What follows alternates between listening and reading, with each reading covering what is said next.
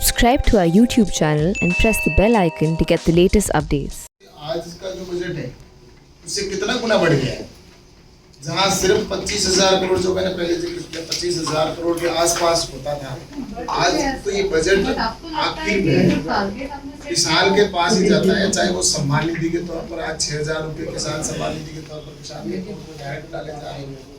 आज जो खरीद गए हैं तो उसको भी अपने 1.5 गुना खरीद करने का काम किया है।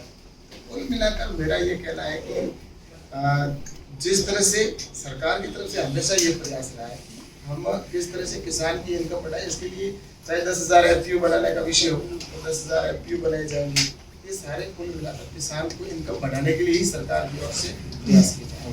प्रेस कॉन्फ्रेंस में कहा कि सरकार के दरवाजे किसानों के लिए हमेशा खुले हैं और जब प्रधानमंत्री अपनी बात कह रहे थे कल तो उन्होंने भी ये बात कही। हमारे साथ हैं कृषि राज्य मंत्री कैलाश चौधरी साहब। चौधरी साहब, सबसे पहले तो ये बताइए कि जब आप कह रहे हैं कि कौन बनेगा करोड़पति में एक सिर्फ फोन कॉल से दूरी है, तो फोन आपकी क्यों नहीं पहले लगा लेते?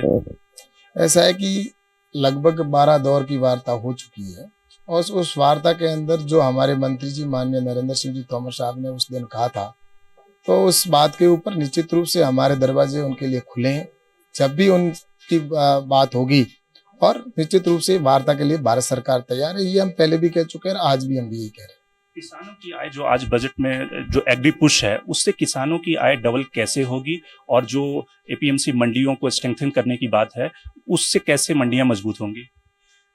ऐसा है कि ये जो बजट है ये बजट सर्वस्पर्शी है। इसके अंदर चाहे युवा वर्ग हो, चाहे वो किसान हो, चाहे मजदूर हो, चाहे व्यापार जगत के अंदर हो, हर क्षेत्र की दृष्टि से देखें तो ये बजट बहुत ही सराहनीय बजट है, ऐतिहासिक बजट है।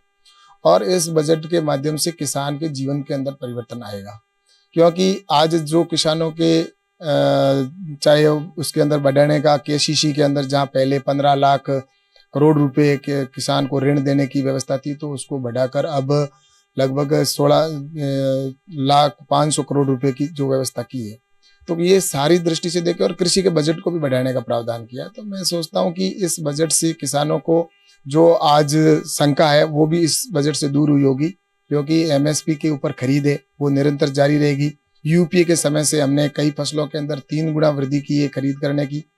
चाहे उसके अंदर आप देख लीजिए, आपके गेहूं और धान में 3 गुना वृद्धि हुई है, कपास के अंदर 2500% गुना हुई है, और वहीं पर दलहन और तिलहन के अंदर तो 40 गुना वृद्धि की गई है। और आगे भी हमारी निरंतर ये MSP पर खरीद जारी रहेगी। ये आज के बजट के अंदर निश्चित रूप से वित्त मंत्री जी ने कहा है।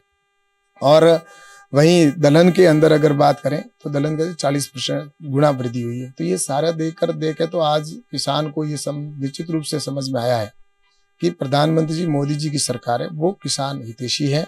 और UPA के समय में जितना बजट होता था उसका आज अगर देखें तो लगभग 10 गुना वृद्धि हुई है। जहां उनके समय में सिर्फ 1500 करोड़ 15,000 करोड़ या कभी 20,000 करोड़ हो जाया करता था, लेकिन आज लगभग 1,50,000 करोड़ रुपए तक का अगर कृषि का बजट पहुंचता है, तो ये साफ जाहिर होता है कि किसानों के हित का ये बजट है और किसानों के लिए बजट है। और मैं प्रधानमंत्री जी को इस बजट के लिए बहुत बहुत धन्यवाद देता हूँ। आपने टैक्स भी तो लगा दिया ना? टैक्स का सीधा जिस तरह से वित्त मंत्री जी ने कहा है कि डीजल की आप बात कर रहे हैं, तो डीजल के अंदर कहा है कि टैक्स आम व्यक्ति के ऊपर ये लागू नहीं होगा, क्योंकि ये टैक्स है, इसके अंदर भाव नहीं बढ़ाया जाएगा। ये वित्त मंत्री जी ने स्पष्ट क्लियर कर दिया। किसानों के ऊपर ये लागू नहीं होगा? नहीं, किसान के ऊपर भी नहीं होगा और किसी भी व्यक्ति के ऊपर इसका प्रभार नहीं आएगा। एक अंतिम सवाल कि राकेश टिकैत को आप क्या मैसेज देना चाहते हैं, क्या संदेश देना चाहते हैं, क्या अपील करना चाहते हैं? हम तो हमेशा से ये आग्रह करते आए, आप आइए, बैठकर समाधान की ओर आगे बढ़े और यस या नो को छोड़कर कि ये जो बिल हैं वो किसान हितैषी हैं और इससे किसान को आज़ादी देने वाले हैं, जिसकी किसान यूनियन के नेता हमेशा मांग करते आए हैं।